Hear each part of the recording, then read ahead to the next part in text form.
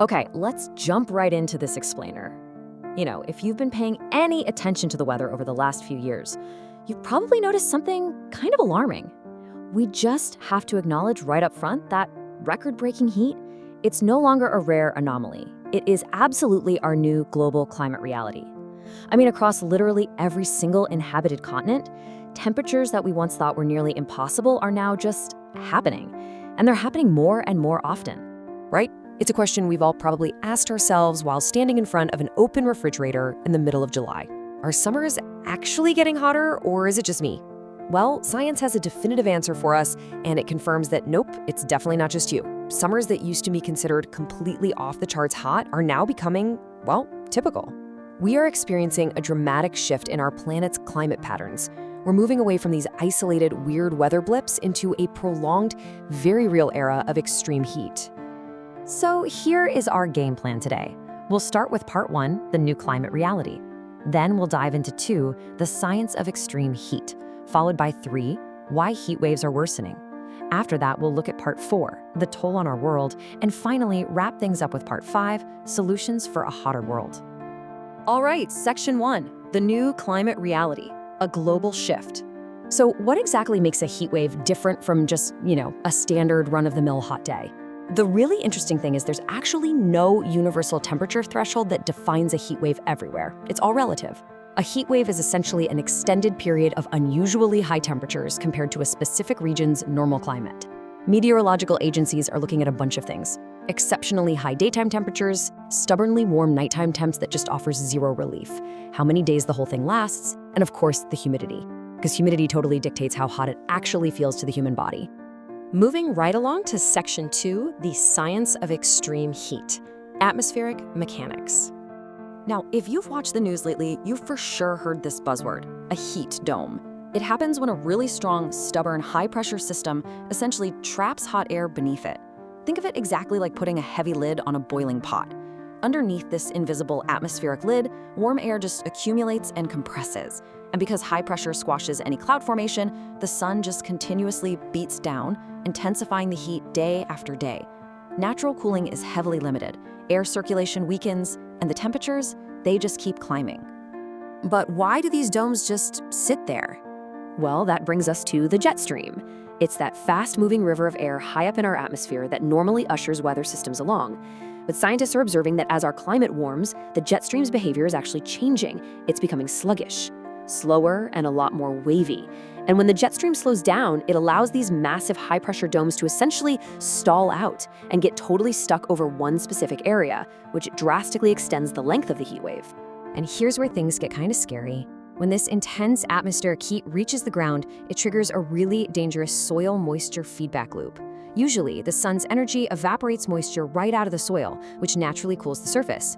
But when a heat wave stalls and bakes the earth, the soil dries out, meaning way less evaporation happens. So suddenly, more of that solar energy goes directly into heating the actual land. That drives air temperatures even higher, worsening the drought and strengthening the heat wave even more. It's literally a self-amplifying positive feedback loop. Which brings us to section 3, why heat waves are worsening, the catalyst. Let's talk numbers. Since the Industrial Revolution, global average temperatures have increased by roughly 1.2 to 1.3 degrees Celsius. Now, I know, one single degree might not sound like a huge deal on a sunny Tuesday afternoon, but on a planetary scale, that baseline shift completely changes the mathematical odds. It means an extreme heat event that historically only had a chance of happening once every 50 or 100 years, well, it could now pop up every single decade, or honestly, even more frequently than that. And hey, if you live in a city, you are experiencing a compounded version of this problem. It's called the urban heat island effect. Think about it. Urban areas are absolutely packed with asphalt, concrete, and dark roofs. During the day, these materials soak up massive amounts of solar radiation like a sponge. Then at night, when the rural countryside is finally cooling off, cities slowly release all that trapped heat back into the air. Add in a lack of shade trees, blocked airflow, and all the waste heat just pumping out of millions of AC units, cities can stay several degrees warmer than rural areas. It essentially turns the city into an inescapable oven long after the sun goes down. Let's shift gears and look at section 4, the toll on our world, biology and environment. This right here is absolutely crucial practical knowledge. Knowing the difference between these two conditions can literally save a life. Heat exhaustion, that's heavy sweating, weakness, dizziness, and nausea. It is very serious, but it's your body's warning sign. Heat stroke, on the other hand, is a full-blown, deadly medical emergency. If a person's core body temperature hits 40 degrees Celsius, that's 104 degrees Fahrenheit, they can experience severe confusion, lose consciousness, have seizures, and ultimately face organ failure. Heat stroke requires immediate, aggressive cooling and a 911 call right away. And unfortunately, this biological toll doesn't hit everyone equally. Certain populations face massively elevated risks. Older adults and infants, their bodies just struggle to regulate temperature. Outdoor and agricultural workers simply can't escape the sun to do their jobs. Plus, prolonged high temperatures cause incredible cardiovascular stress, they worsen air quality, which triggers respiratory issues, and they even cause mental health disruptions like intense anxiety and sleep loss.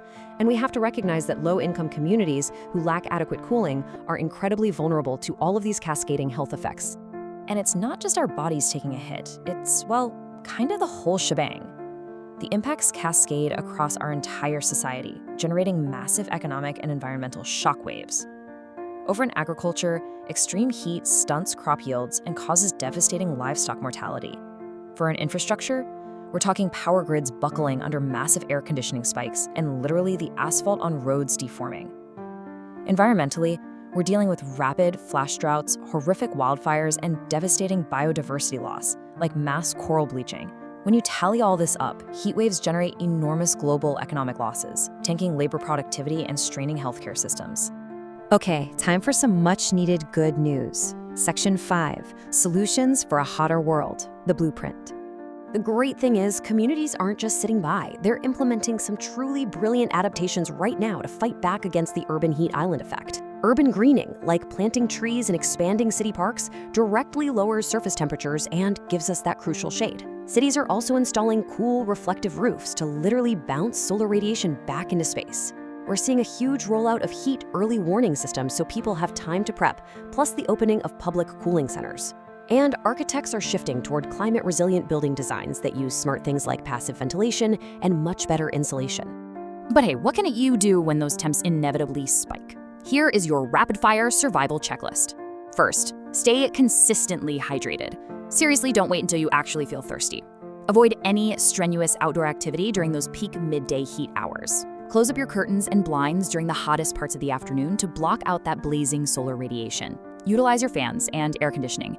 And honestly, perhaps most importantly, check in on your elderly neighbors and vulnerable family members. Simple community care absolutely saves lives during an extreme heat event.